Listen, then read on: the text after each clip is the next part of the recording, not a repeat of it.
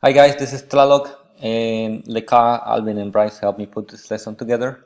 We were the subject for Algebra 1, and our central focus is our content focus is to express the importance of test sample and composition when generalizing statements to determine a population or individuals in the population.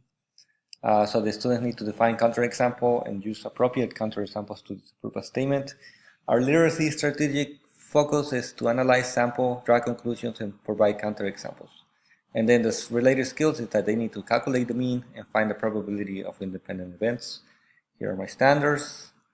For instructional learning objectives and assessments, so the word express, the students need to express the importance of test samples, size, and composition when generalizing statements to describe a population or individuals in the population. So the formal assessment is the students need to record their thoughts on this worksheet that we have right here. It's called emphysema in the population. There's two sections. One of them they work together in small groups, and the other one we work together as a group. And finally, they work independently. They also need to define the counterexample as used in mathematics. The informal assessment is that I will ask each group to share the conclusions from their samples. They have to use appropriate counterexamples to disprove statements. I will hold a class discussion to talk about the implications of the activity. And then the language functions is the reading. Students can evaluate the approach to analyze the problem. The speaking, they have to describe the steps that might take to generalize a statement after test samples.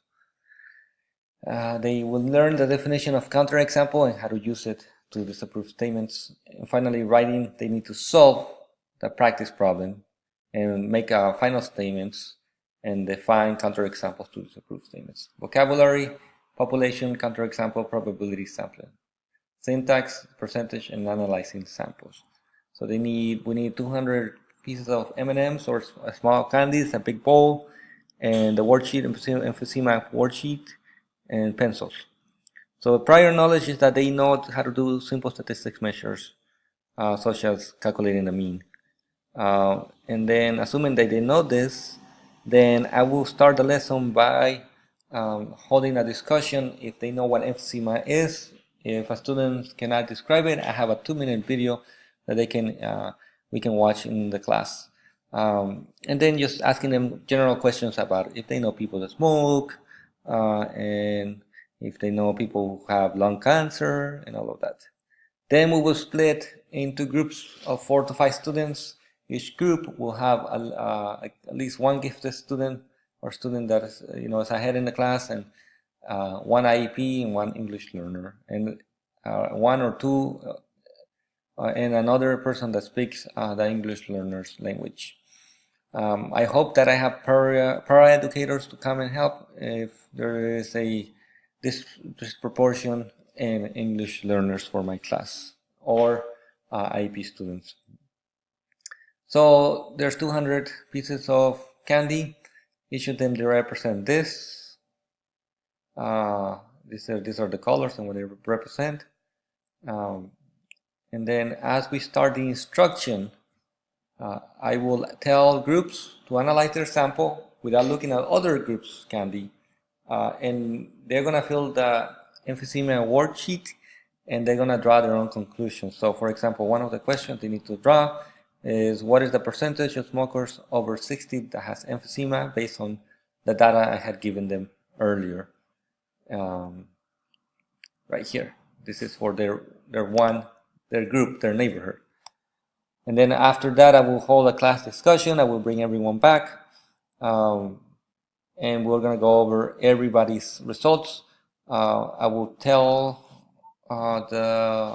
ask each group if they are likely or unlikely to develop emphysema, and what do they think the rate of emphysema is for a smoker.